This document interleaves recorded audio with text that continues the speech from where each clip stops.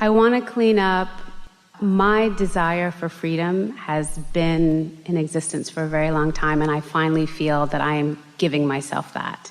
And when I come to my mom, when I think of my mother, there are things that she would like from me, ways that she would like me to be, that I feel don't allow me to be free, and obligation and guilt come into that dynamic. And I wanted to clean up that vibration for myself. Can you feel the difference between cleaning something up? In other words, let's say that you're on a train, and over there is a junkyard, and over there is an ocean view. And you have a choice. You can look at the ocean view, or you can look at the junkyard, and you say, well, don't I have to clean up the junkyard before I can look at the ocean view? Or you say, well, you could just look at the ocean view. Yeah, but I know the junkyard's over there. It bothers me that it's over there. We say, well, just look over there. Well, I'm not. That's what this is about. As you've been cleaning it up and as you're feeling good, do you believe that you are not free? You're not free from what your mother thinks of you, but you are free from what you think of what your mother thinks. You can't make your mother feel different about you, but you can feel different about your mother. That's the thing. So when you get to this side of the page, you ask yourself these very important questions. Do my mother's thoughts attract to me? No. Do my thoughts about my mother's thoughts attract to me? Yes. Do I have control over the thoughts that I think about my mother's thoughts? Yes. I can look at them and activate something in me, or I can look somewhere else. And that's what this calibration process is. We are so appreciating this conversation, and your stubbornness, really, we are appreciating it. We really are, for lots of reasons, but specifically for this reason. And we spoke to it already, but this is an even better way of saying it. Many people, as they approach this notion of deliberate creation, really still believe that what it means is, I will hook into some sort of power, and then I will be able to affect the behavior of other people and situations, and then I will be able to feel better because the situation will have changed. That's not what it is. The point of this work is that that situation can remain the same, and that I can choose what feels good to me. And so a mother, or anyone close to you, who is a pleaser, who just looks for ways to appreciate you, who just stands on her head in lots of different ways to make you feel good about who you are, will lure you away from your true power, will replace your true power with this very willing, compliant person. And lots of people try to be that for each other. If I'm just really, really nice to you, then you'll really, really like me, and then you'll really, really want to be with me, and then I'll live happily ever after. So the very autonomy and freedom that you're seeking is not to get someone to agree with you. It's to it not matter whether they do or not, because the agreement that you're seeking is with who you really are. Does that make sense to you? Yes, and I understand that. My challenge is I feel very free when I am with myself and doing my life. And when I am in relationship with my mother, there's a lot of negativity and judgment and obligation. And so I don't know how. We're going to show you right now. So you've written that side of the page, and all of it's real and it's often. And so we get that, and we can tell that you get it and that you're feeling it. So now we're on the other side of the page. And the dominant words that you're writing across the top of this page are understanding that what you just said is, when I'm on my own, I easily calibrate to source. But when I'm with my mother, I calibrate to her. Yeah. What you're actually saying is, when I'm on my own, I calibrate to source. But when I'm with my mother, she dominates. Yeah. Jesus would say, go forth and don't tell your mother.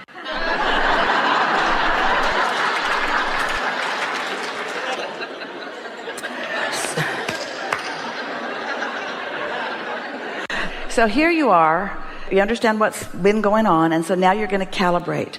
You're going to calibrate to who you really are. And so you're writing, setting that relationship aside, which is the tricky part. Setting that relationship aside. Who am I really? Now, you just said something to us really powerful. You said, when I'm on my own, I calibrate easily. When I'm with my mother, I don't. So here's a big question. How can I be with my mother and still on my own. Yes, there's it. And still on my own. Well, you got to practice being on your own. You got to practice being on your own. You got to practice being on your own. You got to show yourself and let yourself know that you feel this way because of your ability to think these thoughts. So your thoughts about you, and more important, your inner being's knowing about you, is more important than your mother's flawed knowing about you. And the thing is, does she love me or hate me? She loves me. Is she well-meaning or not well-meaning? She's well-meaning. Is she misguided or guided? She's misguided. She is misguided. But it doesn't mean that she has to be guided before I am. And that's what's been tripping you up. You get so much guidance from your parents. Oh, here it is. Let this wash over you. This is going to solve so many things for so many of you. You've been guided by your mother, by your parents, by others, but let's just say your mother, for such a long time, and then you found out she doesn't always know, and you resent the stuff that she does not know, and the stuff that she really doesn't know is about the stuff that's in your vortex. She doesn't know about any of that because she didn't put any of it there for you. You did. And so it feels like she's trying to call you back to who she wants you to have been, or who she wants you to be, and you're wanting to move forward to who you really are, and you cannot fix that for her. The only thing that you can do, and it will work, is go there, and she will continue to love you. We promise you she will. You go there and she will continue to love you. We promise you she will. Just go there. Go to your fullness. Go to your wholeness. Go to your happy. Go to your worthiness. Go to your good feeling. She'll come along or she won't, but she wants to come along because, do you know what? Every single thing that your mother ever guided you about was because she believed that it would be helpful to you. Yeah. And just because she didn't know about the law of attraction, just because she'd been calibrated by the world that surrounded her, a different world, a very different world calibrated her than is calibrating you. And she got calibrated. Everybody in this room is right now, in this moment, more calibrated to what has been than to what's in their vortex. In other words, it's just the way that it is. That's what this group of masters is all about.